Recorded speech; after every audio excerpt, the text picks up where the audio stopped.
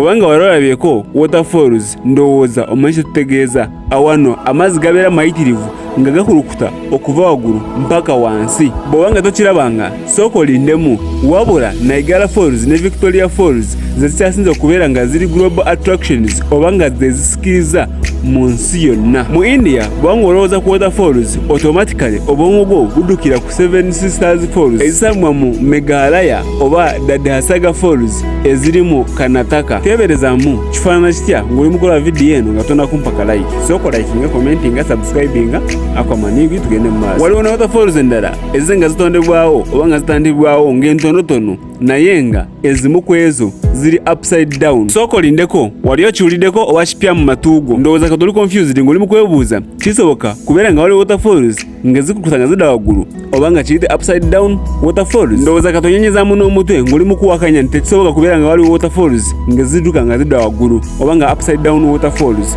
Tambula nange mu vidiyo eno mpaka ku nkomerero giwe kalaike tuke ku buli omu. Weero kisobokera ddala kubanga ereetebwawo reverse gravity wamu n'ezitonado oba ziyite embuyaga ez'amaanyi ezisobola okutambula nga zisuka kilomita 75 buli ssaawa. Awo osangira amazzi nga gali forced nga gakulukuta nga gadda waggulu okusinga ku kino ekya bulijjo kukulukuta nga gadda wansi. Geographically zino ziyitibwa upside down oba ziyite reverse waterfalls. In fact mu ggwanga lya India mu state ya Maharashtra yekka walimu waterfalls nga zifaanana bweziti oba ziyite reverse waterfalls. Kino zikikola oluvannyuma lw'okufuna embuyaga nga nnyingi ze twayise tornado olwo nga zikubye ku mpagi eziri mu maaso ga waterfalls oba nearby cliffs. Ekyo kireeta akamunguluze ng'akabeera mu liiso, amazzi ne gasobola kuba nga gakulukuta nga gadda waggulu oba ne gadda emabega oba ne gabikola gyombi. Bw'agirabye n'okutuuka wano eno kasooke nkwebaze weewale nnyo weewale ddala. Katutandike part 2 ya reverse waterfalls. Katutandike ne Naneghat Falls just essaawa 3 away from Mumbai ng'ovudde ku Maharashtra Ghat Road eyimirirawo ku lwa reverse waterfalls ezisangibwa mu India. Naneghat Falls esangibwa ku mukono gwa ddyo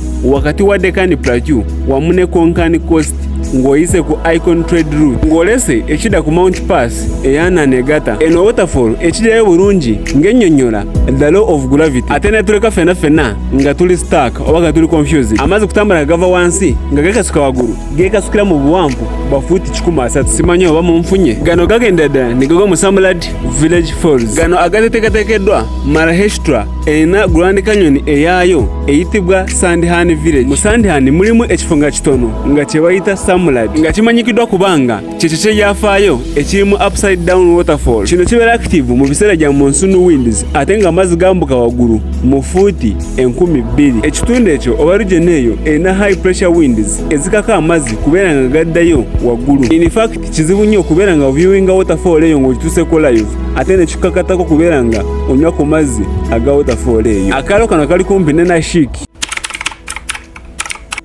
Kavalashet Point Falls esangibwa mu district ya Belgaria mu Western Ghats erimu waterfall entonotono eri kumpi ne Kavalashet Point. Wano okujja ku waterfalls etogedde waggulu kano kalina waterfall entonotono naye ng'eflowinga reverse oba ng'eflowinga ng'edda mu mabega. Akatundu kano kalina embuyaga nga nnyingi wamu ne pressure ng'eri waggulu ekisobozesa amazzi kubeera nga gaflowinga upside down. Amazzi gambuka mita 5 nga gadda waggulu ate akatundu kano kali active ennyo omwaka mulamba ku lw'ensonga kalina wet weather oba embeera nga y'obunyogovu. Anjaneri Falls egambibwa kubanga nti ye birthplace oba kyekifo kye baazaaliramu Kabaka Hanuman. Anjaneri ke kaalo akali mu kilomita 2 nga waakava ku Nashik. Yafuna erinnya kuva ku maama wa Hamunani ayitibwa Anjani. Akaalo akali kumpi mwe muli peak eyitibwa Tahuri eyevaamu Anjaneri Falls mwe muli amazzi agafumbukira waggulu bakiyite upside ate nga kyekirabo kuva Katonda kubanga kumpi ne fall waliwo temple oba giyite church eyitibwa Anjani Mata. Weewale okukalaba mpaka kutuuka lukaweddeyo. Nsigadde Aquaman Yugi twesange mukaddako.